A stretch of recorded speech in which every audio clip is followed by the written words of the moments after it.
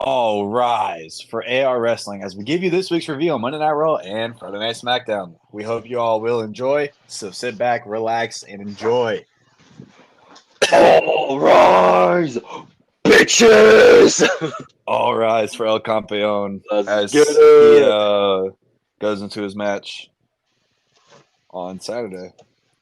Or he went Uh, into his match on Saturday. We will go over that next episode, but we're going to act like we don't know what the fuck's going on. So, Chad Cable re-signed this week, and he's really happy with what's going on with his push and everything. I was watching a video today, and basically it kind of just covered how Gable's happy with it. I mean, he's heard all the mumbo jumbo before, but now that he's actually seen it from Triple H himself, he's actually really happy that this is what's going on with his career right now. oh yeah, Triple H said like he wants Chad Gable in WWE for life, Oh God, and hell yeah, I like Chad Gable. this whole I angle want to see he's him in doing with WWE. Otis and the Alpha Academy and Sammy is just honestly, I know it's like a mid card feud, but it is a top feud right now for me. It's the best work I think he's done in his career. I think Oh yeah, easily. I have to agree with that, even if he it's sucks, true but or he's not. good at it. Gable sucks. I mean, it's like Kurt Angle when you get the Angle sucks. It's when he's really started peaking. Do you think? But let's just kick it right into Raw. As of right now, as of recording this, Ricochet's last Raw was this past Monday Night Raw, and I'm sad to see him go. We don't know where he's going to go. I mean, he could come back, to be honest, because he could run this whole storyline thing with Braun Breaker, how Braun put him out of action. But I think on Monday, it was when that was when they wrote him off TV. I think that's fair to say, especially with what happened to him later on the show. Got killed. He did get killed, and we'll get into that. RIP to the boy himself. But let's just open up Raw. McIntyre had a promo, and as soon as he starts talking, these CM Punk chants erupt, just act like immediately, like no chance. And so like he basically is talking about how he's not focused on anything else except for Clash at the Castle, basically him becoming champion, and he looks forward to the match with Damian, except the only thing he hates about fighting Damian is when the Judgment Day follows shortly behind him. And as soon as that is said, Damian and Finn Balor and JD McDonough all come out. But my more important question to all of this, where the fuck is Dominic Mysterio? Where the Where fuck is is he? I he? need to know. We'll get into more about what's going on with him later, but where the fuck is he in this segment? I think he's with Liv, to be honest.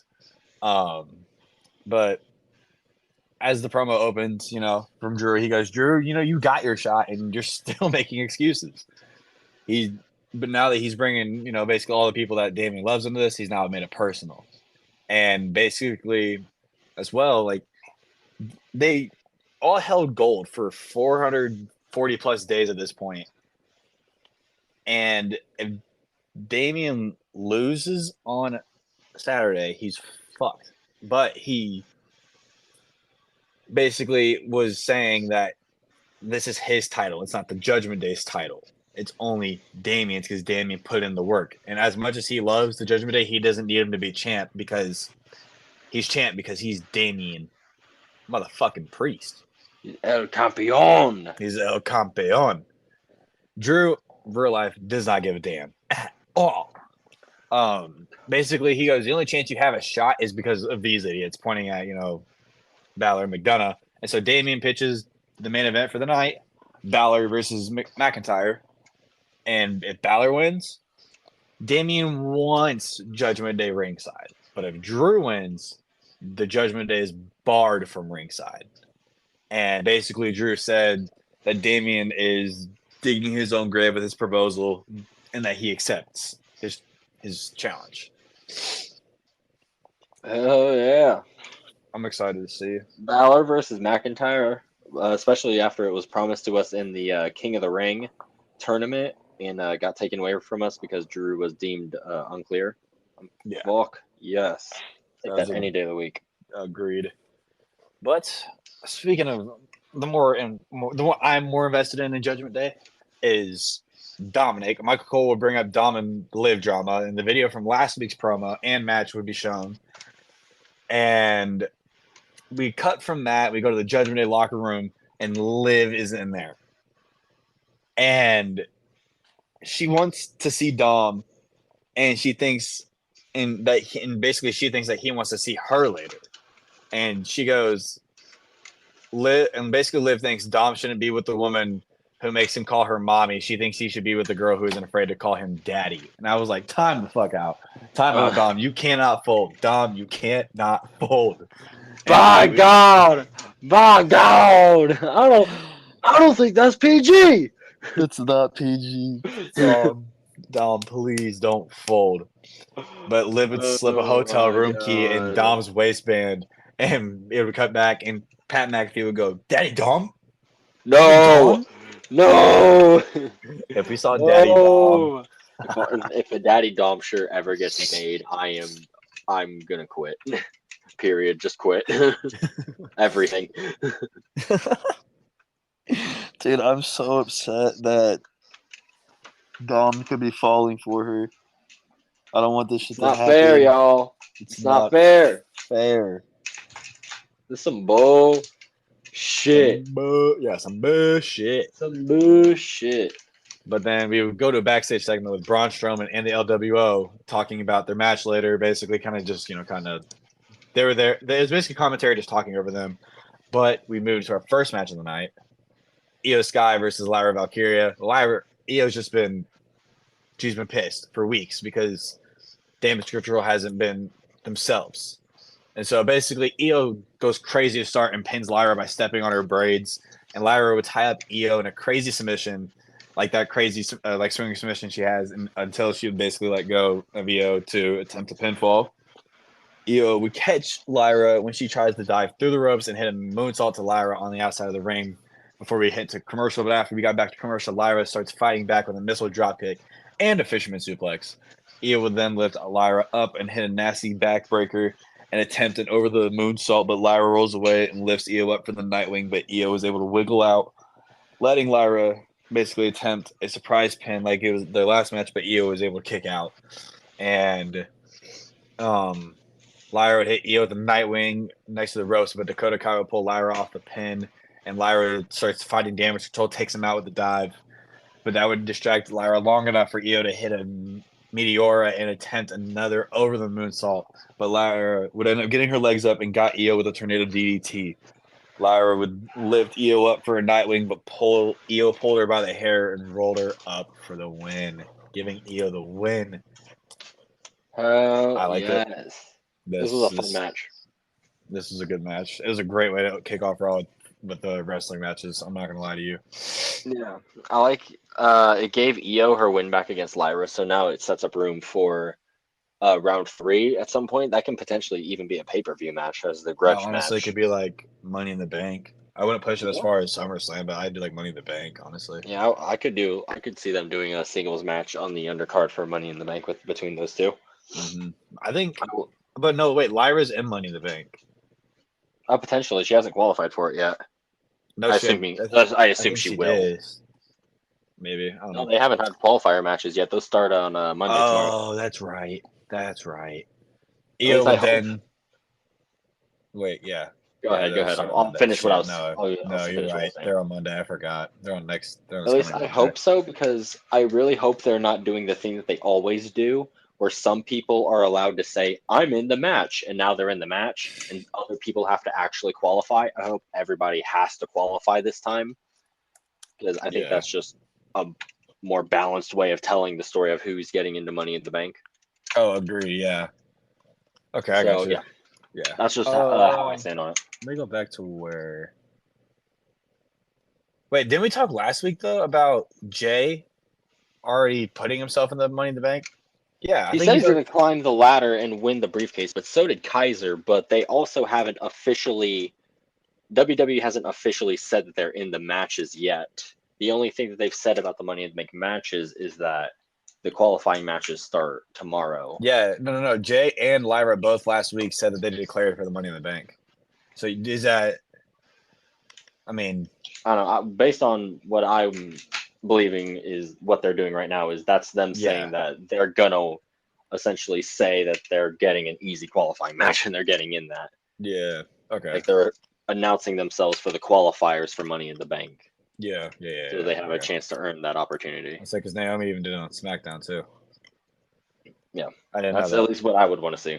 But yeah, so we'd see Bia or EO basically said that Damage could only get back to their basics, and Dakota would pull Lyra's hair down, allowing EO to kick out for part of the match. I would also see like EO pulls her into the roll up. Kyrie and Dakota would attack Valkyria after the match, but EO also ran in the ring and goes absolutely ape shit on Lyra. Just starts going in and then the party of the summer, Kaden Carter and Katana Chance will come to save her, setting up what I think might be a 3v3 for this coming Raw. Hell yeah. Throw more, especially if those two, Kaden Chance and Carter, are getting on there. Or Kaden Carter and Katana Chance, sorry, are getting on TV more. Because I think we mentioned it literally like last episode. Like we both wanted to see them like back on TV, get put maybe back in the tag title scene. Yeah, I like them on TV. Like they give something different. I know it's not, they're actually saying shit, but like they bring something different to the tag division. They're really good in matches too. That's what I'm saying. Like basically they've just been bumped to the jobber status, and they need to get back up to where they were with the tag titles. Exactly. Like they were former champions at one point. Like what the fuck, y'all? I think they were transitional champions, but they're still champs. You gotta give them some credit. Put some respect on their name. I agree to that. But moving into Dom in the Judgment Day locker room, and Carlito and Finn, would ask, and JD all talk about Drew versus Finn. And then we'd see a Rey Mysterio action figure holding I'm a deadbeat dad sign. Fucking hilarious. Dom would tell the Judgment Day though that Liv was in there and she left the hotel room key, and Carlito go, "That's cool," and Balor would go, "That's not cool," and Finn and JD and Carlito are all kind of checking out the hotel room key. There's like a bunch of fucking college kids staring at this thing. It's hilarious. Yeah. Then we would go to see that Bianca Belair and Jade Cargill were both at Raw, which is pretty freaking dope, if I do say so myself. Damn straight. Tag champs are here. Yes, sir. But we cut to The Miz actively looking for R-Truth, because when bad things happen, when Truth is by himself, and we'd see him run into Sammy, but it would transition to Sammy running into Maxine and Tozawa and basically ask about them. He feels bad for them, making sure that they're all okay. And Sammy asked if they'd seen the footage from last week, and Maxine said yes. And Otis would walk in, apologize to Sammy, and Sammy's like, "Dude, you're cool. Don't sweat it. I get it. I can relate." But, he can relate because of his time in the bloodline. How Roman and all them always like do whatever. It was... It's very similar. Yeah. And then Otis would think that he's... situation. Yeah, oh, damn near, just different people. But Otis would think that he is nothing, and Sammy's like, "Dude, you're brainwashed. Like, you are fucking special, my guy. You are so good at what you do and who you are." Hell yeah, let's go, Otis. Let's go, Otis. Free Otis, y'all. Let's go, Otis. Fuck Chad Gable, we're bro. I'm ready for this Otis turn to happen. Yeah, that's what I'm saying. We need Otis. Like this like Gable, or no, not Gable. Otis like face turn that they're teasing here with Sammy. Like I think it can get potential. Like we haven't seen Otis honestly this over and this like cheered for since before, like right before the pandemic era, when he was like involved in that whole Mandy Rose storyline. Yeah, and he was like everyone was cheering for him, bro. But then like after that, like through the pandemic, he just completely lost all of his steam, and then afterwards he just hasn't been the same. So hell yeah, bro. Just capitalize on it. I just hope that WWE like doesn't miss the peak of when like we're all behind Otis right now. So we need to like pull the trigger on this at the right time, like we did with Sammy at the Royal Rumble. That was the fucking perfect time for him to turn on Roman. Oh yeah, for sure. Oh man, I hope Otis does something soon. We need to see something out of Otis. He needs to beat his ass. Damn straight. Otis versus Gable feud potentially in the future. I am in agreement to that. But we go to the Judgment Day and their locker room again, chatting it up. Damien would walk in and ask Dom about the beginning of Raw, like, why the fuck were you not with us? And what the whole fucking live deal is. And Dom also tries to defend himself, but he goes, but like the hotel room key is missing. Like no one knows what the fuck that thing is. But if you looked in the prior segments of this, Finn done snatched that hoe. Done snatched it. Snatched it. Like a little cartoon villain. It's fucking hilarious. So I think Finn might be trying to save Dom by, fooling around with Liv. Maybe. But then we cut See that happening. Ludwig Kaiser. Basically talks about how much of a badass that he is. He's hyping himself up, whatever. And that the rise of Kaiser is on the way up, and soon we will all call him Mr. Money in the Bank. Hell yeah. I don't know about that. I don't know. I don't like Kaiser's Mr. Money in the Bank. I kind of like him as Gunther's right hand man. Yeah, me too. That's what I'm fucking with right now. I don't really have much else for that. That's just a quick little promo. Mm-hmm. Then we move into the LWO and Braun Strowman versus the Judgment Day and Carlito. And in the entrance for the LWO, we saw the QR code. And during Braun's entrance, Pat would go, "That's one big son of a bitch." Braun's he used to be like fat, but now he's like jacked. Like dude is Oh yeah, he's like a bodybuilder now. And during that, always has been, but he's fucking giant. Michael Cole would mistake Ray for Dragon Lee, which we'd see the match start out with Braun starting the match, and JD McDonough runs away while Carlito tries to sneak attack him and tags in Dom, but Braun would tag in Ray, and Dom wanted nothing to do with his dad. So JD would tag in, and now the match really started.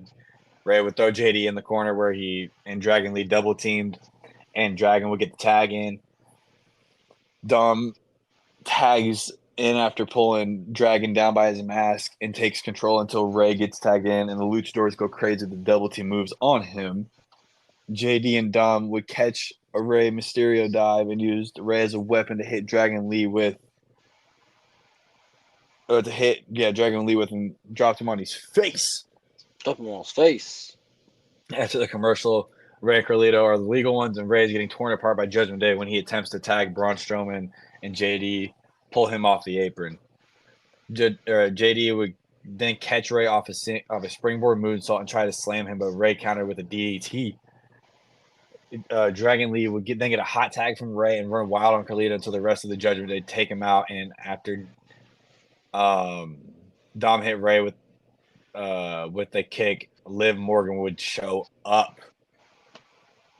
Oh, Liv would get knocked out on a Dom outside the ring by Zelina. And as Ryan has stated here, it's just not fair. It's just not fair. McAfee on commentary was hilarious. Bro, oh my fucking god. He's like, she was straddling him, and Cole's like, no, you like trying to fucking shoo it away, but he's like, she was straddling him! Straddling him! Back in the ring. Braun would get the hot tag, and that big son of a bitch runs over everyone with the Strowman Express and lifted Dragon Lee to splash Carlito off his shoulders for the win, similar to what him and Ricochet used to do. And like we said, Liv Morgan would come out, and Dom would tell her to leave. Zelina would obviously, again, like I've stated, Liv would hit Jesus Christ, Zelina would hit Liv right onto Dom onto the floor, and Liv would sit back on Dom and start feeling up on him. And so Zelina would get the tag, or not the tag, again would attack Liv. And she would get, JD would get dragged away by, Liv would get dragged away by JD, telling her, like, dude, you need to chill the fuck out. And we'd see that Braun and Dragon Lee spot again, like I stated. and Ray would end up baseball slide kicking Carlito off the apron after the match. And like you said, and Pat would try to talk over Michael Cole about the diamond lift spot. It's straddling him, Cole. Straddling him. Oh man, that was funny. I think there was a little bit of a mix-up earlier. I think the missing key card spot with Balor swiping happened later on in the show. That happened right before the main event, I'm pretty sure. Is it really?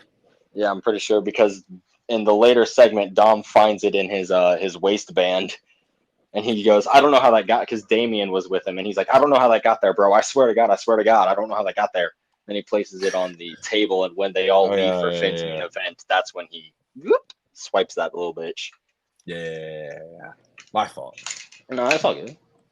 But we see Ilya. We see Ilya video, and Ricochet would walk in and try to give advice to Ilya.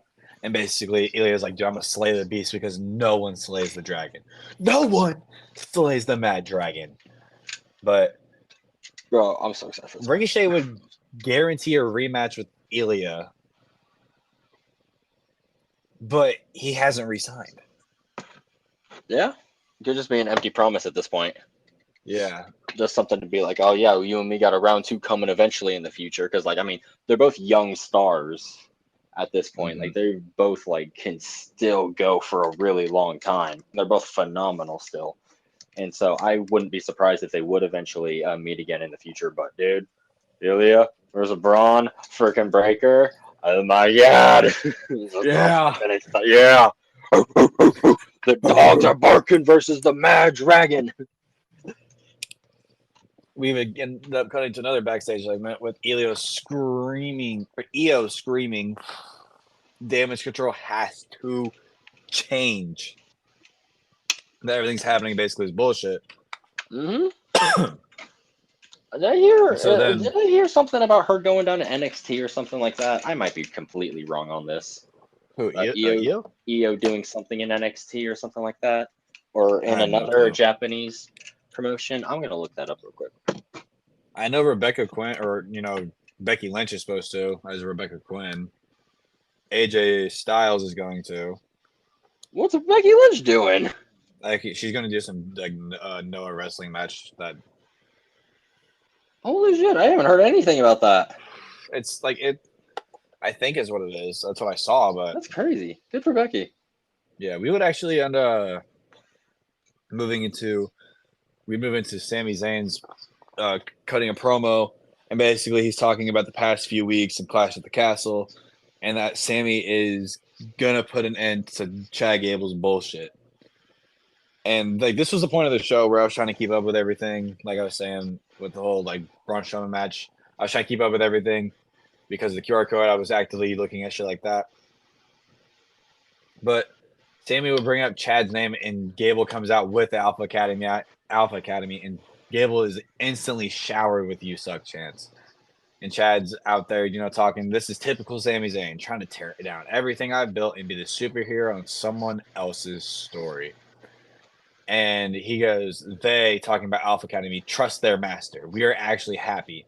And Sami's like, are you out of your damn mind? Do they even look fucking happy? And Sami was like asking the Alpha Academy if they're feeling happy. And then we start getting Otis chants. Otis. And then Sami would say, Chad doesn't care about you, but all these people do, talking about the fans. You won't be happy if you don't leave Chad Gable's sorry ass. And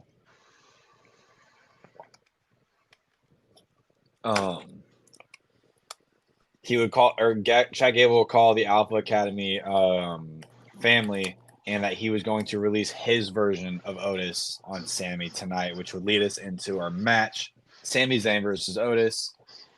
And almost instantly, Otis pushes, Otis will push Sami into a corner and immediately begins beating him down, listening to Gable when he says to keep hitting him. And Otis would splash Sami, but when Gable says to do a third, he stops, and Sami would hit. It distracted Otis with a haluva kick for the win, basically make it a quick match. Gable would cost Otis, and Gable would actually attack Sami after the match, and Gable would kick Maxine Antizawa out of the ring, And basically, it was kind of want Otis to take off Sammy's head, and Otis just wouldn't do it. And Gable starts smacking and pushing Otis around, and seeing Sammy stumble in the background. I don't know if you noticed that. Sammy just went from one side to the other side, stumbling. Yeah. Sammy's so And good at selling Otis- shit like that. Mm-hmm. Otis would get fired up and just smoke the fuck out of Sammy. And Otis, because when Otis was doing this, I think he was thinking about Gable, to be honest. And Gable just kind of sidestepped him and just went right into Sammy. And then Otis is visibly pissed, and he would stare down Chad Gable, and he would trap him into a corner, and he'd raise a fist to him. And then he's like, and he just storms off. He just kind of just like, you know what? Never mind. Oh, Same fucking match. Otis needs to kill this man. Otis needs to get his hands on Gable and make this. We could. Oh my goodness, dude!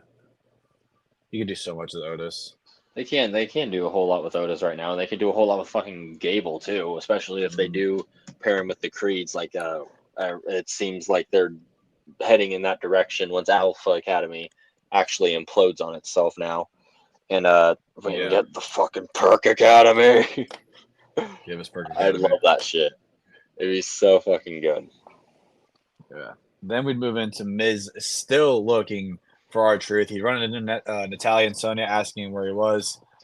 And R-Truth would actually get a title match against the APA. Farouk and Bradshaw. Farouk and Bradshaw. Scarlett he obviously talking about AOP and Akam and Razar. But Scarlett would dap up R-Truth and give Miz a tarot card, I think, and it said death on the card. Meaning probably talking about they're probably going to lose their match tonight or that night or whatever. Which is what I thought was going to happen, I swear to God. I was dead fucking convinced that the tag titles were changing hands on Raw. I agree with that. Oh, man. Then we move into Alba Fire and Isla Dawn versus Zoe Stark and Shayna Baszler. And we see the tag team champions, sitting ringside, Zoe would throw her shirt at Bianca in her entrance, and then we'd see Alba Fire and Isla Dawn backstage and get asked about the opportunity they have in Scotland and basically kind of hyping up, Clash at the Castle. And then they would go into their match. But we see a Braun Breaker video promo going into the match. Nothing too crazy, just, hyping up, Braun Breaker. But going into the Zoe Stark and Shayna Baszler versus Alba Fire and Isla Dawn, Isla Dawn would attack Zoe's knee immediately as the bell rings and take control, basically. Singling out Zoe with Alba. But basically, until then, Shayna would get tagged in and starts going ham after targeting Fire in Dawn's arms and locking locking Alba Fire in a Karakuda clutch for the W. Just straight up knock her the fuck out. Yeah, I think that was kind of the hype thing to help push them as a legitimate tag team. Which is really interesting, like that they decided to do that on Raw, seeing as what happened at the pay-per-view. Yeah.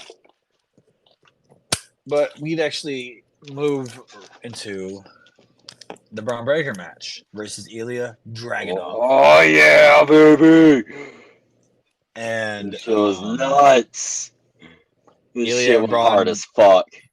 Have history in NXT, and there's basically this is awesome chance throughout the match. But Braun would start, or both of them would start going off on each other with Ilya. Was this Ilya? Yeah. Chopping the fuck out of the badass and Braun throwing and overpowering the Mad Dragon himself. Ilya would then take control of Breaker and start kicking him in the corner, but after running for another, Breaker would stop him and throw Ilya into the ropes, which he bounces off and hurts his neck. But after we get back from commercial, a long shot followed these two trading shots, but Breaker gives Ilya a power slam to end it, targeting his neck. Ilya would somehow get momentum, or starts to get some momentum until Braun, from fucking nowhere, hits him with a knee, but Ilya would fire back with a Constantine special and hit a knee from the top rope. Ilya would then hit two German suplexes, but hurts his neck doing them and lifts Braun up in the air and adjusts his grip for a third German and bridging and turning into a bridge pin. Ilya would stay on Breaker's ass, giving the Death Valley driver into the corner, and this crazy ass motherfucker hits a coast to coast from the top rope with a top rope senton for a near fall. Ilya going crazy, Ilya bro. was absolutely fucking Ilya running the just don't know ropes. when to fucking Dude. stop. Dude just fucking was going nuts.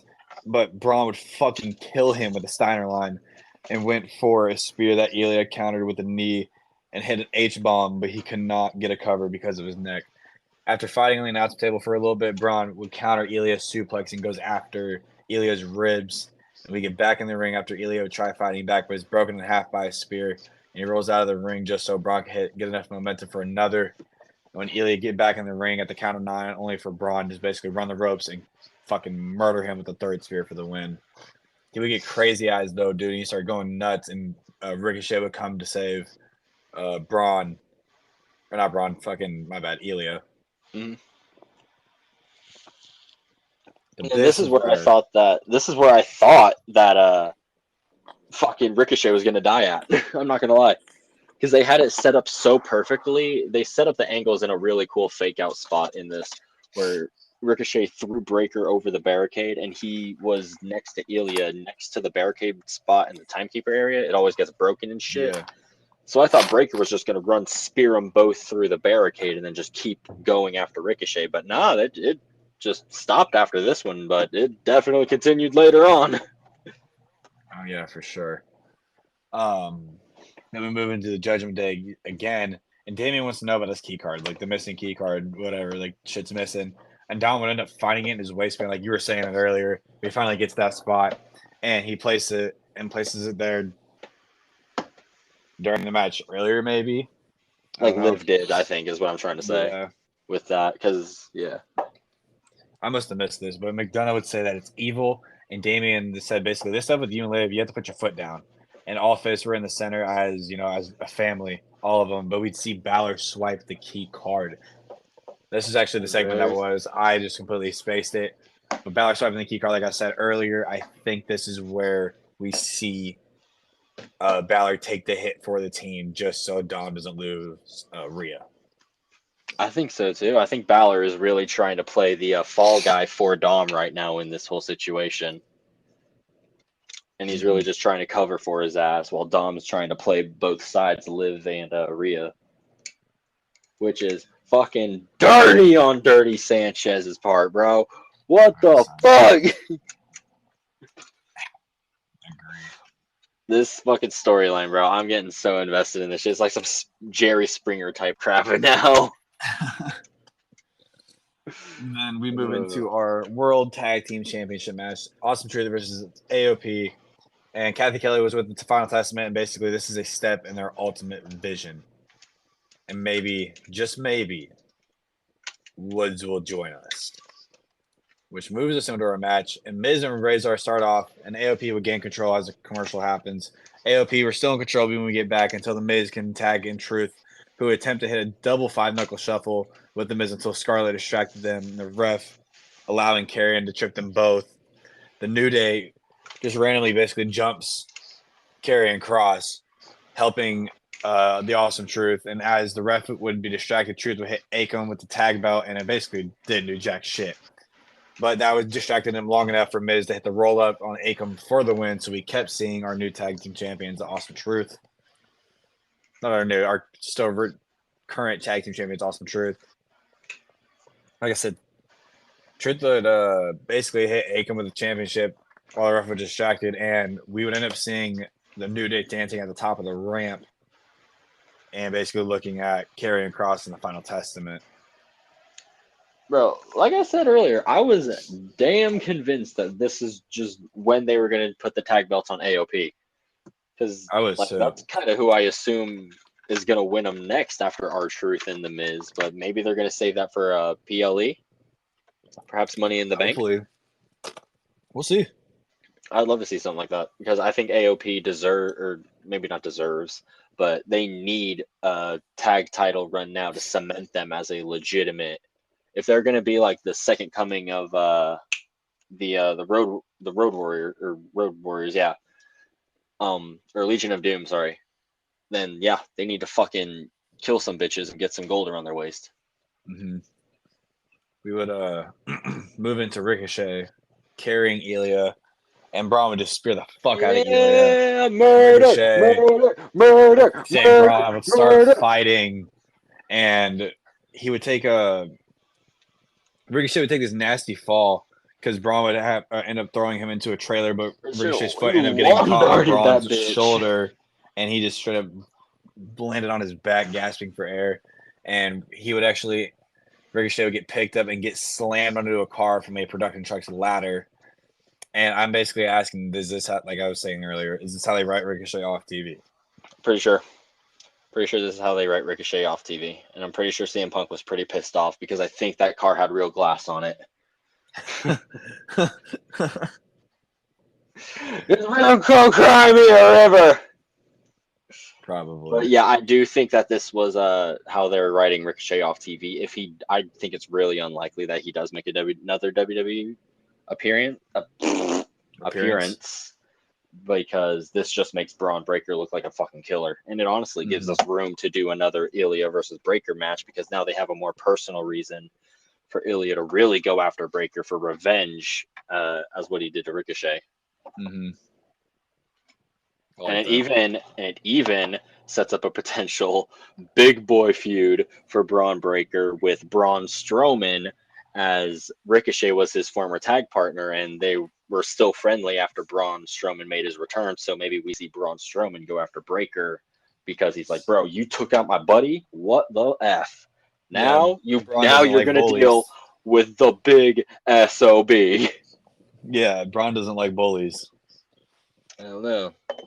But during commercials, Samantha would actually end up running to the back to go with her husband, and we'd actually come back from commercial and see that she's with Ricochet, and understandably, like, she wants to be with her husband. Like, she just watched him get his ass fucking beat. And she would end up going with him in the ambulance, but we would learn as the ambulance was leaving, Adam Pearce was not at Monday Night Raw. Pierce, where the fuck are you? Pierce, sideways. You be doing your job, bro. That's what I'm saying. Pierce needs to be doing his damn job, not doing his damn job. You know who's pulling double duty at their job, though? Pat McAfee. Pat McAfee is pulling double duty, which moves us into our stipulation match for Clash of the Castle. If Drew wins, no Judgment Day at Clash of the Castle. If Finn wins, Judgment Day will be ringside at Clash of the Castle. So we move into Drew McIntyre versus Finn Balor. But as McAfee was just mentioned, he would end up pulling double duty to be a ring announcer too. And as he introduced Drew, he goes, "This big, handsome bastard from Glasgow, Scotland." And Drew has the biggest fucking smirk on his face. It's so funny. It's so funny. I love this so much. And when Finn came down, he goes, "Representing the bum-ass Judgment Day." Talking about Finn. He said he somehow weighs 225 pounds with 0% body fat. Which moves us into our match, and Drew and Balor would end up going back and forth, eventually spilling to the outside, where Balor would end up taking control and would start targeting Drew's elbow. And Drew absolutely just fucking throws and just absolutely yeet. There was no yeet on this show, by the way. What the fuck? Yeah, I did notice that. Drew would fucking yeet Balor over the announce table with a belly-to-belly suplex. And after the commercial, we'd come back to Balor going after Drew's elbow with some submissions. And Drew would lift Balor up in an armbar, go for a powerbomb and a neckbreaker, followed by a kip-up. Drew is just a badass. The big, handsome son of a bitch. He's big, handsome bastard from Glasgow, Scotland. Big, handsome bastard is what he called him. My bad. Balor would counter a Claymore with a sling blade and start drop kicking Drew's arm and climb the ropes for a coup de grace, but Drew would meet him up there with a superplex and a future shock DDT. And then we'd see El Campeon start walking down the entrance ramp, and the rest of Judgment Day try and jump Drew, but he murks all of them off. He's him. And Balor would end up getting a shotgun drop kick and go for another coup de grace, but Drew rules away and hits the Claymore for the win. For the fucking win. And Carlito and McDonough got absolutely smacked by Drew McIntyre. Straight up. Drew is just an absolute beast. I definitely agree. Drew is the motherfucking dude. He's The a fucking dog. dude. He's the dog. He's a big dog. That's all I have for all the rounds. I'm running Smackdown, baby. Oh yeah. Y'all, we opened SmackDown with a fucking match. Like straight up, what the fuck? We got straight into, I think it was Bailey and Naomi versus no, it was just Naomi with Bailey at ringside versus Chelsea Green with Piper Niven. I forgot to mention, y'all, this was in fucking Glasgow, Scotland. We were in Piper's hometown. We were in the hometown, or not the hometown, I guess, but the town that Clash at the Castle will be hosted in. This was the night before the PLE. So this was a fiery, electric Scottish crowd. Not as fiery as France. I think France is just unbeatable at this point. But yeah, France we get into shook the ring with 2,000 less people. Yeah, we get into Naomi versus Chelsea Green. They started some fucking wrestling.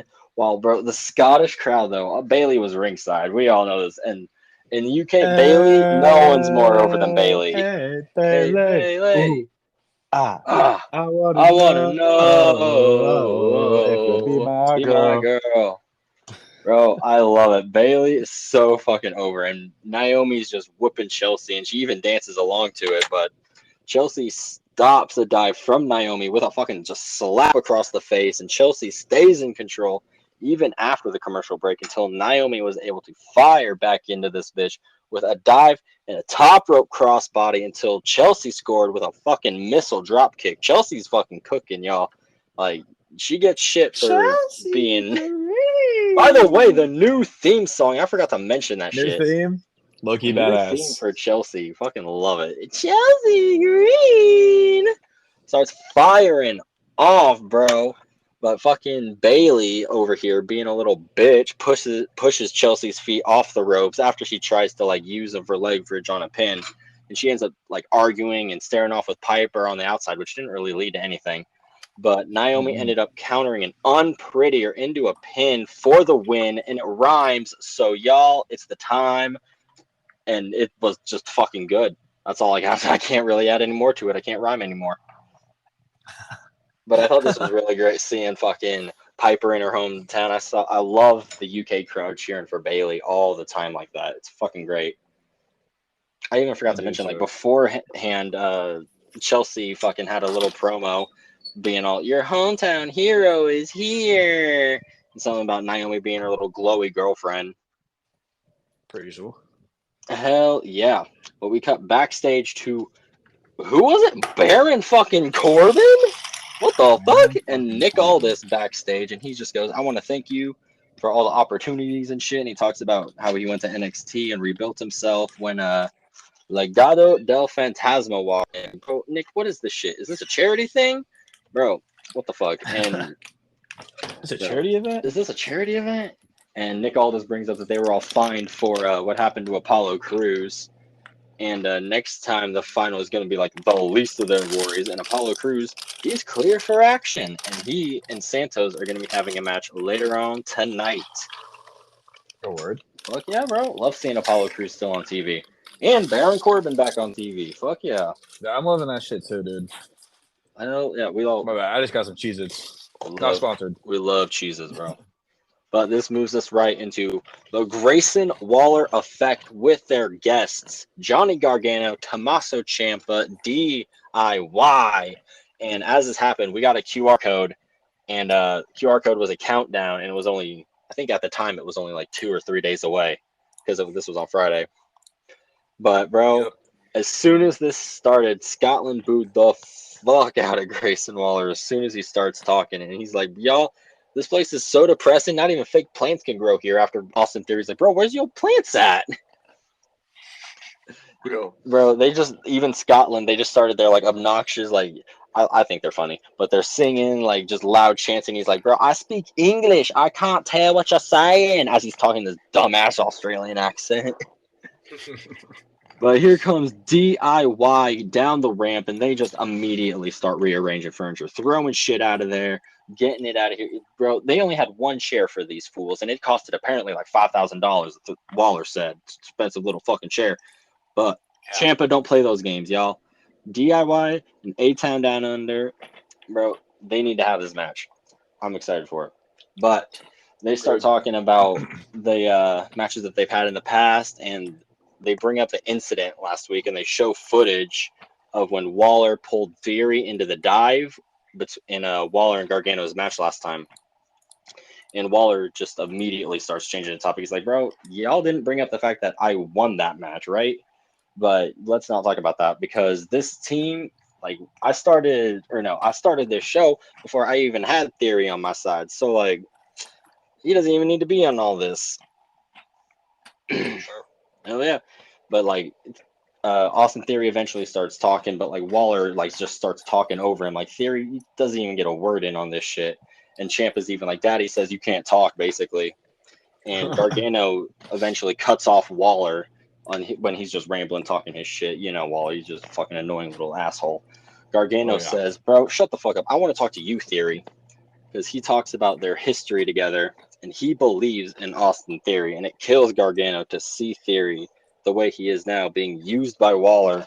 And Waller basically just sneak attacks him while Gargano is trying to talk, and Theory gets super kicked to save Waller. This time he actually pushed him out of the way. He wasn't pulled in the way, which I thought was interesting.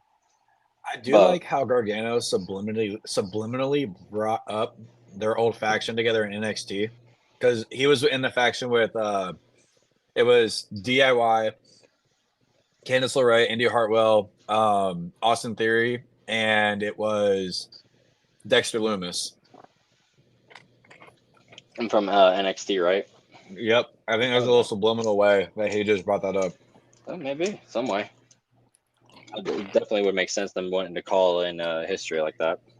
Mm-hmm. That's what I'm saying. But we do cut backstage to the Street Profits talking with Kevin Owens in the back after we get told that we're getting Kevin Owens versus Solo Sikoa in a singles match tonight in our main event. And the Profits talk about how for their first title win, Kevin Owens was there. And they all got a lot in common. Like, you know, they're both on Smackdown. They both go to cookouts. And they all hate the bloodline, bro. What more do you need? They can all be best friends now. Straight up. And then they start doing this little fucking song. They're like, we got y'all back. Got your back. Hey, we got your back. Hey, we got your back. Hey, we. I love Kevin Owens' reaction. He's just like, bro, I love Chance. This is the best. This is fucking awesome.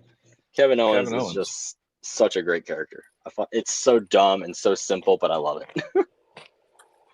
But we do stay backstage with Waller and Theory walking, and in just a quick little cut, we got Naomi and Bayley walking backstage. But at the same time as all this is happening, we got a second QR code. Like, I'm sorry, what? This was it was a timer again, but it was as if we were at Clash of the Castle. Bro, yeah, it was crazy as fuck. Like, these QR codes, it's about to pop the fuck off. And you're seeing as time goes on, these QR codes are actually like insanely huge. Bro, straight up. Hold on, I accidentally closed the dock. Very good. What the fuck? All right, there we go. But yeah, backstage with Naomi and Bayley, they basically they were talking backstage when Chelsea Green walks up and starts mocking them and shit, and basically is just talking her shit until Piper Niven walks in, shoves them both into the wall, like just lays them both the fuck out like a badass she is. And she goes, "Welcome to Glasgow." I did a horrible Scottish accent in that term. But whatever. We're moving on to Santos Escobar with the LDF Legado del Fantasma versus Apollo freaking Crews. Like, I said it once already, like, I'm happy Apollo's getting on these fucking shows again. Like, he deserves the fucking ring time and the showtime. I can see him do the United States championship. Straight up, there's no reason not to. Like, give him a good, like give him a good gimmick, give him a good feud. Like, come on now. Mm-hmm. Apollo, though, like, he showed off in this match. He immediately fires out the gate with fucking tons of suplexes and shit, bro, on this man. Like, Santos, of course, drop kicks into the outside, but before the rest of LWO could get involved, like, looked like they were about to jump his ass. Who comes out? Baron fucking Corbin to a monster pop, by the way, and starts just beating the fuck out of, I can't remember the cronies' names in Legado del Fantasma, but the other two. Alberto. Yeah, them two. And just throws them the fuck out of here, and that distracts Santos long enough for Apollo to get a bit of an advantage. He ends up lifting Santos over his head with a fucking press and doing a standing moonsault like usual. Bro, man goes crazy. After the commercial, Santos is back in control, though. I don't even know how the fuck it happened. I don't even think it got told to us. But Cruz was able to escape some kind of a submission that he was using to do a hip toss and just start suplexing the fuck out of this man. He's about to take Suplex City from Brock Lesnar. Agreed. But Santos from out of nowhere, bro, I love it. Need him right in the fucking gut after he jumps off the top rope.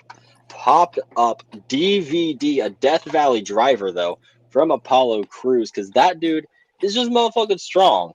Like, comes from fucking nowhere. But on the outside, bro, the entire time during this match, I also love the fact that everyone was chanting for Baron Corbin. I can't even remember the chant they were doing, but they were going nuts for my man out there at ringside. But Legado del Fantasma on the outside attacks my man Baron on the of course. This distracts the referee, so Electra Lopez, after Apollo climbs to the top rope to go for like a splash or something, just shoves him off the top rope. This lets Santos Escobar pin him for the fucking win like a little rat he is. Oh, rat ass bitch. Little rat ass bitch. I fucking loved it though. I was super excited. I fucking loved seeing Baron Corbin get absolutely monstrous cheers for him, because like everybody on this, like they had a fucking song for every other superstar on the roster. But after this we move into Cody Rhodes cutting a promo about his Clash at the Castle match with AJ Styles. I almost said Drew McIntyre by accident. But the sad part about all this, there was no pyro. No pyro for Cody's entrance. It just feels un-American. Like, what in the actual fuck? He's supposed to be the American Nightmare. And they pull a France, but not as cool when they start singing Cody's song to him as he's walking down.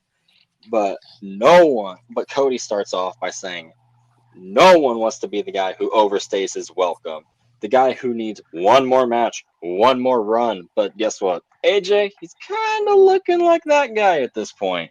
And after this is when Scotland starts singing his song, which I freaking love. They start going, Cody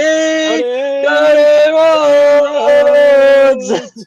Cody Rhodes! I freaking loved it. It was nuts. And he goes, it is impossible to make Cody Rhodes say, I quit, which is when AJ Styles' music hits and he comes out with the OC right behind him, and Mans gets showered in boos. Like, straight up, as soon as he starts talking, he immediately gets drowned out by them singing Cody's name and then just booing the fuck out of him. It was great. He starts bragging about how he was able to trick Cody and how easily it is to get him worked up and how easy it is to get him mad and fucking how easy it was to get another title match out of him. But the crowd just won't let this man speak. It's like Dominic on most nights where they're just drowning him out. Fucking insane. I'm so upset Dominic didn't get out in front of this crowd for a promo and just get his ass booed out of the building. Oh my god, dude, he wouldn't be able to say a damn word. The mic wouldn't be able to be raised. He'd just be booed instantly. Be awesome. But Cody fires off at AJ, because this whole time AJ's saying all this from the entrance ramp. He goes, why are you so far away? How about you leave Horace and Jasper behind and come face me man to man? Which is when AJ, of course, he ain't going to take that shit. He sends the OC to the back, and of course, he goes right into the ring. He goes, you want to talk man to man? And this is, of course, fucking Scotland won't let him talk, which when we got the new thing, which I really like, the DBA reader, the decibel counter, and it read the fucking high 80s, low 90s, which is just how loud this crowd is being. Because fuck AJ. Oh, fuck AJ. Hell yeah. He goes, Cody, we are nothing alike. You know that, right? It took me 17 years to get here, and he did it all himself, not accepting any WWE offers. Which apparently is referring to like Little Fish Big Pond promo from his feud with The Undertaker at WrestleMania 36. The big fish little pond promo. Where you guys, you're nothing but We're being comfortable in always- a big fish in a little pond. Yeah. Which, fired off on him there. But I'm down. AJ, bro, I love this part of the promo. AJ goes, Cody, you always quit. You quit WWE, then you went to New Japan, and you quit New Japan Pro Wrestling, then you went to Ring of Honor, and you quit Ring of Honor, then you and your buddy started up another company, you quit that too, and you came back here. When the going gets tough, Cody Rhodes gets going. Ooh, I thought that was fire as fuck, the way he just brings up AEW without actually bringing it up. That was insane. Bro, but Cody goes, no. I left to chase something greater and to bet on myself. He wasn't content on just staying where he was at. He needed to chase absolute greatness. He talks about how he idolized AJ Styles, and if anyone is going to, if anyone quit, you quit on yourself. He said this to AJ. And you had to pretend to be Mark Henry in order to get another fucking title shot at it. The phenomenal one has become the resentful one, dropping bars on this dude. AJ, of course, tries responding to this, but Scotland keeps on drowning him out. But eventually he's able to say, I'm done when I say I'm done. And he brings up Rollins versus Rhodes, Hell in a Cell, his torn titty, about how tough Cody is. But guess what? AJ isn't Seth Rollins. And even though you beat Seth Rollins, I ain't him. Even though Seth Rollins did beat AJ Styles. But we're not going to talk about that. And AJ will do whatever it takes to beat Cody for that title. AJ says saying I quit will be a gift for him on Saturday. It was a pretty fire promo. AJ popping off on him. They cooked. Oh, yeah. Respectfully cooked. Both respectfully cooked. We do cut backstage after this. Fuck. I'm sorry? Their matches cook. Oh, their match is cooked. Fire as fuck. We'll talk about that on the post Clash at the Castle show. So stay tuned for that, y'all. We do cut backstage to Kathy Kelly with the Street Profits in a little stairwell. And Kathy asks if the Street Profits meant to insert themselves into the Owens and Bloodline feud. And the Profits go, bro, man, we always do. Like, as soon as they start talking, like, of course we meant to. Who comes in? The fucking Bloodline. Tama Tonga, Tongaloa, the fucking God just wreck these fools as Solo walks across the screen like a mob boss, and Kevin Owens comes running down the stairs trying to get at him, but of course fucking security's there and blocks him off. Where were y'all when the Bloodline were there? You couldn't hold back them? Yeah, for real. Little bitches. We did get a little hype video for now. Shayna Baszler and Zoe Stark after this, though. Nothing special. It was just them saying, we gonna win the tag belts, which now we know is a fucking lie. Which neck out. Yeah, we'll talk. Sorry, read something wrong there. We then cut to Nia Jax versus Michin in the ring with who's on commentary? It's Tiffy time. It's Tiffy time. Friggin' love Tiffany Stratton, but yeah, like I just said, Nia Jax versus Michin after all the shit that they've been talking to each other over the past few weeks. Bro, before this match even starts, Michin dives onto Nia Jax outside of the ring.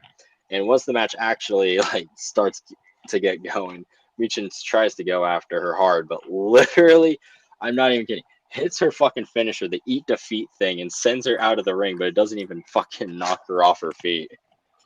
Like, what the fuck? We didn't give Michin anything in this match. But outside the ring, Tiffany just throws water on her face after they get into an argument, and Michin throws Tiffy over the announcer's table. The princess of Friday Night Smackdown, how dare she, no matter how good of a necklace that she wears. Agreed. Nia runs Michin over back inside the ring and hits the Annihilator for the motherfucking win. I think this was just a good way to give Nia a quick win, as she is the new queen of Friday nights. Yeah. Wade Barrett kind of dick rode her, though. I'm not going to lie. Man, I would too. Bro, I fucking love Tiffany Stratton. Oh, you know what I mean. Tiffany's on. It's Tiffany time. Well, yeah.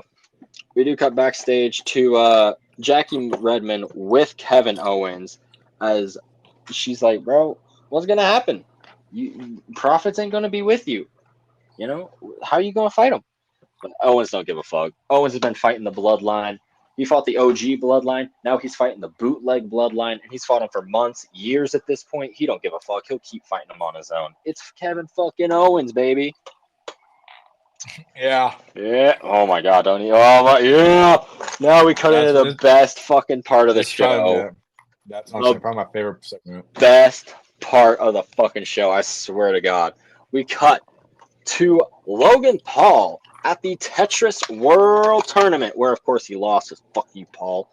And Paul walks inside of his own house in Puerto Rico, and his butler or something walks up and he's like, "Hey, yo, bro, your boy from LA's here." And he's like, "Bro, my boy from LA? What you talking about?" So they start walking through the house, and Logan Paul starts going, no, which is when the camera pans to the pool, and who is sitting in a floaty in their swimsuit? LA Knight, yeah. What's he doing? He's sitting in a floaty, yeah. He goes, "Welcome home, champ, yeah." Bro, these two just start yapping shit at each other. It's the best ever. LA Knight randomly takes a phone call and just starts mugging off Logan Paul in his own pool. And he's all of a sudden hangs it up and he's like, "I gotta get out of here. I gotta leave. But guess what? I'll see you next week in Chicago. Yeah, and bring that U.S. title with you." Yeah. LA Knight, as his whole gimmick, should just be home invading people. Yeah. I loved this. This is fucking hilarious. Yeah. I did too. It was honestly probably my favorite. And LA Knight definitely needs that title. LA Knight moment so far. I think you mentioned something interesting about LA Knight having a match at Money in the Bank first and then doing a rematch at SummerSlam, right? Yeah, basically it'd be Logan Paul versus LA Knight for the U.S. title. And Logan would only win because his jabronis would be there. But when we get to SummerSlam, it's going to be LA Knight versus Logan Paul again. And it's basically going to be Logan's jabronis banned from ringside, and LA Knight's going to go absolutely wild on him. Bro, I love that. But I think at SummerSlam or at Money in the Bank, we're going to see the BFT get hit and Logan's going to kick out. And when we get to SummerSlam, I think we're going to see LA Knight's new finisher, and he's going to win that for the win. Because LA Knight's BFT right now is not really anything. It's like a front face DDT. I agree. I don't like the BFT as a finisher. He needs a new finisher. I do like him as a superstar. Yeah. Let me talk to you. Well, I love the idea of him getting screwed over or losing his first match at Money in the Bank, because this gives both of them an actual feud to sink their teeth into over the next few months and weeks. Yeah. But this segues perfectly into Carmelo Hayes talking his shit in the stands, talking about that weak ass Aladdin line from LA Knight. And dude, he goes, some dudes will do anything for clout. He even talked about how fucking LA Knight went all the way to Puerto Rico to talk shit to Logan Paul instead of going to fucking Scotland, which I don't blame him. Fucking Puerto Rico's a lot better than Scotland. Fucking fight me. But, you know, Melo doesn't chase opportunities because opportunities chase him. H-I-M. Melo has an opportunity to be in Money in the Bank next week as a qualifier match, I'm pretty sure. And Melo should win that. I wouldn't be against Melo being in that match. I don't think he should win the briefcase. Melo in the Bank. Melo in the Bank. Yes, sir. Melo in the Bank. But we do cut backstage to the Bloodline again. Fucking solo. We got I think it was it all 4 of them? But I can't remember. But they run into Nick Aldis, and Nick Aldis goes, "Y'all, the bloodline is barred from ringside tonight. And if Aldis sees Tama or Tonga anywhere, nothing's allowed. Entire bloodline is banned from SmackDown, and except for Paul Heyman apparently, which is weird. So Paul Heyman goes, Solo, if you lose this match, you got a band of killers on your side right now, and if you lose, they aren't gonna respect you, and they aren't gonna listen to you or none of this at all." And Solo goes, "No, you wrong. Because if I lose tonight, I'm coming after you, wise man." Like, bro, why are you going after Paul? Leave my man alone. Bro, he's supposed to have a match against Tama Tonga last week, and it didn't happen. Bro, right straight up. Like, what Bro, the you fuck? know what's fucked though? What? For this whole thing with Solo and Roman to work, when Roman returns, Solo needs to beat the fuck out of him. Oh yeah, Solo definitely does. That's the weird thing about it. Is that Yeah, that Roman sucks. has to lose when he comes back immediately so that he can have a reason to reunite with the Usos. That's exactly what. Yeah, it's all fucked. But it's worth. Is worth. But then outside on the entrance ramp, Jackie Redmond introduces Alba Fire, Isla Dawn, and basically just hyping themselves up for Clash at the Castle. Video would have been cooler, apparently. That's what I said. I think a promo video would have been a lot cooler, to be honest. But that's just me. Yeah, I don't know. I think it was just the right move to get them out in front of the hometown. They're the hometown girls, apparently, or they are, not apparently. Yes, they are. But this does move us right into our main event: Kevin Owens, Solo freaking Sikoa. I'm excited about this match. These guys have apparently really fucking good chemistry. I didn't realize it. So Owens, bro, immediately goes after Solo and stomps him into the corner just like a rabid fucking animal. And in every match, bro, every match Kevin Owens is involved in, immediately goes after the Prime Station, throws him into that, lays him out on the floor, and hits a frog splash off the apron onto the floor, which brings us straight into the commercial. Right fucking back after that, though, Solo's fighting back into the match by throwing KO into ring steps, while Paul looks like he's having a panic attack the entire time. I loved his facial reactions this whole fucking thing. But KO moves out of the way of a Solo hip attack to start gaining momentum until both end up on the top rope when Kevin Owens hits a tornado DDT on this little dude. And we want Roman chants ring out after Solo hits a Samoan drop, and they start cooking, y'all. KO ends up slipping out of a spinning Solo as they trade super kicks until Owens gets the better, hitting a cannonball and a swanton bomb, causing Paul to absolutely freak the fuck out. Solo, though, he's able to fight back in. He drops Owens into the ring apron before another commercial break. This was a long match. Loved it.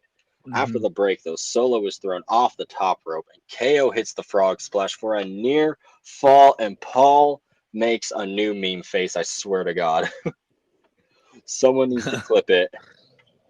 Bro, I can't even Paul is going through it. so much right now. He's going through a lot emotionally right now. He is, yes, 100%. He needs his tribal chief. He's going to lose his mind. Bro, back into it, though. Corey Graves drops some, funny-ass shit, you're going to have to, look out for the Willy Wonka experience, the unknown in it or something about that when he was talking about Solo Sikoa going crazy in this match.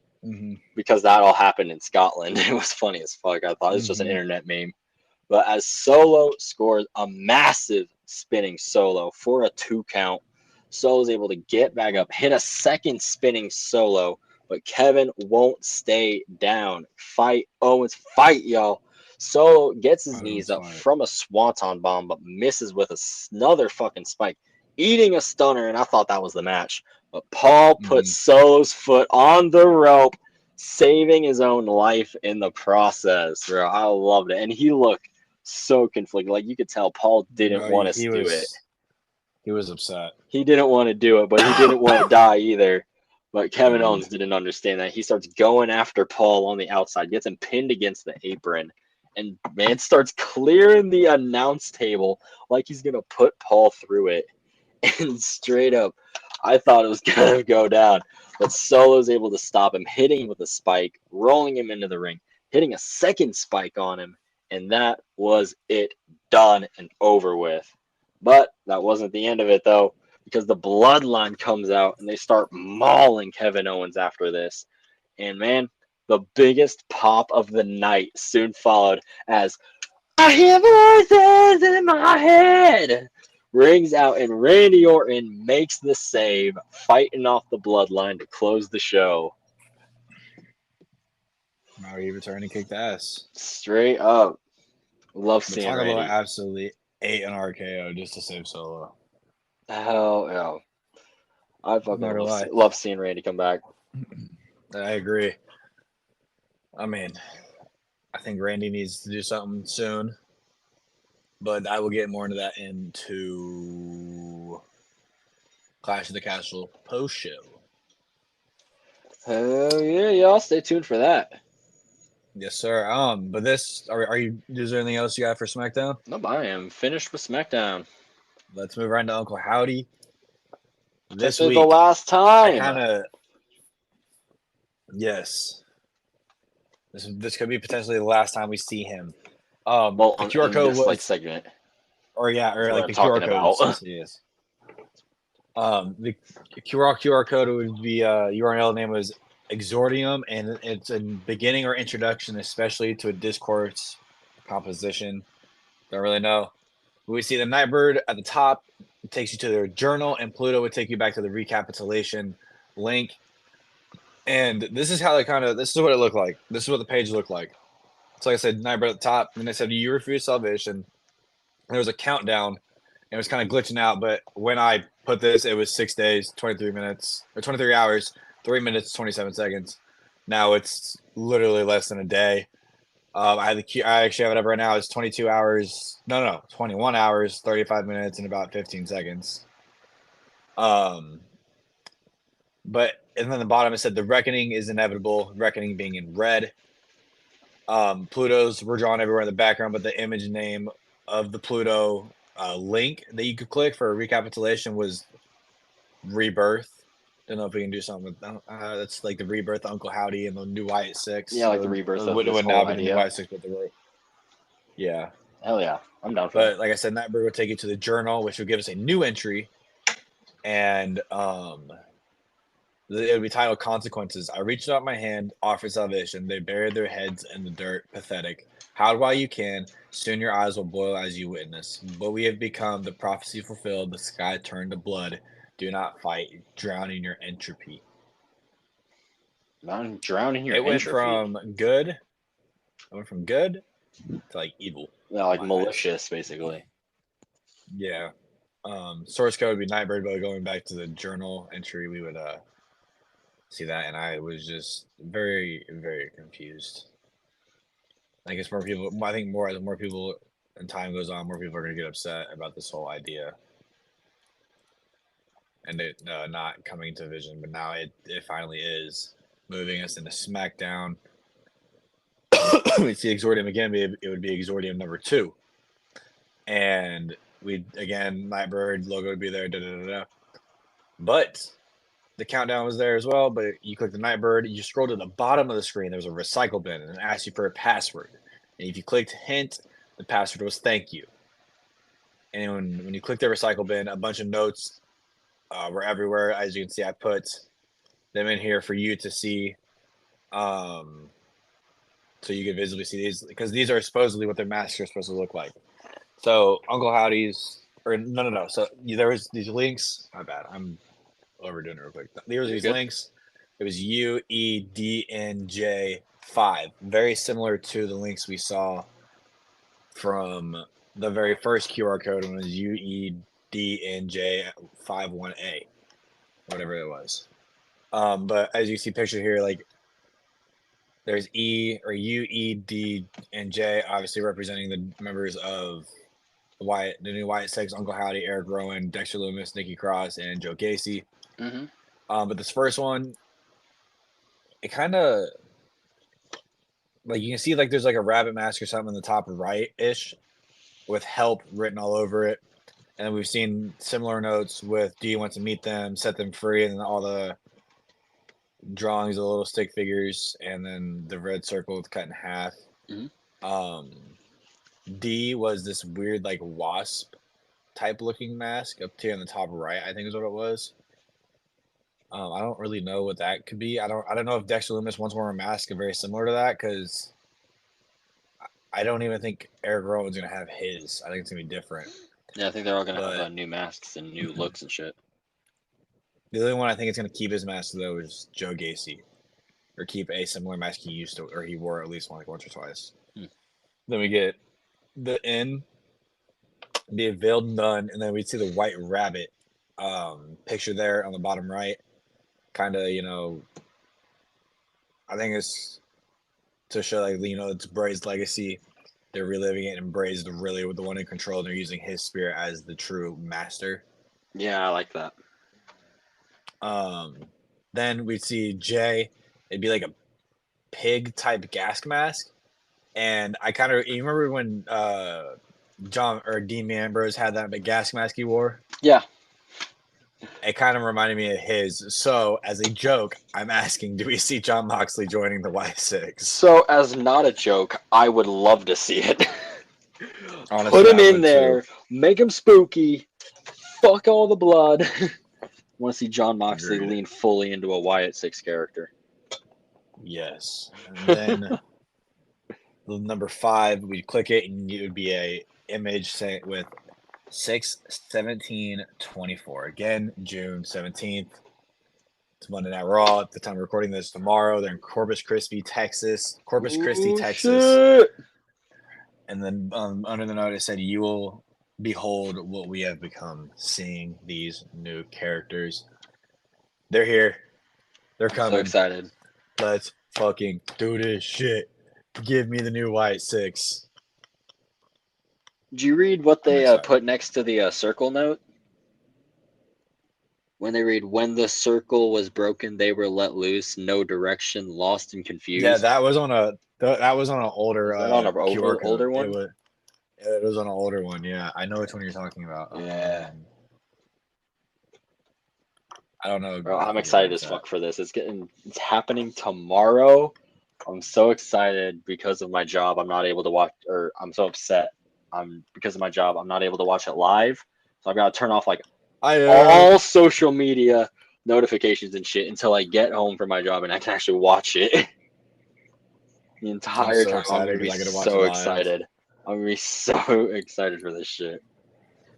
The countdown is the beginning of Raw, but I think that's just because it's to the start of Raw. Okay, so now it's gonna happen Monday Night Raw. Mhm. I think we see something probably at the end. Yeah, I of feel Monday like Night Raw. I don't know, or it just plays throughout the night. We get their vignettes that they have. dude, maybe they take over just the entire show as it goes on. Yes, There's that's what I'm thinking. so much shit that they could do. But I did want to point out, as I think I'm give or taking this as just the give or take. This has been 76 days since our first QR code. 76. So I would like to point that out. We've been in it for the 76 long days. haul. Yes, sir. Oh yeah, it's all about to pay off though. I'm excited for it. Yes, I am too. I am done though. I don't have anything else, Ryan. You got anything else? No, I ain't got too much else to add. I'm just fucking pumped for this shit. Like, Clash at the Castle was a fucking banger. I'm excited for the Wyatt 6 to come out. Like, let's fucking get it. I got nothing else. You ready for me to close it out?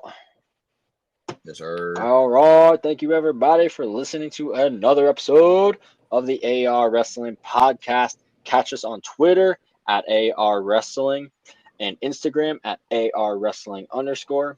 Wait, did I forget the underscore in our Twitter? Or is there meant to be? No, yeah, you missed them both. It's Twitter. Okay. Ryan, no. I have it written down exactly how it is. I do not remember an okay. underscore being in our Twitter, but our Twitter is at AR Wrestling _. Oh, that would be cool. And Instagram at AR _Wrestling _. Thank you, y'all, and we will catch y'all in the Clash at the Castle review show. Thank you.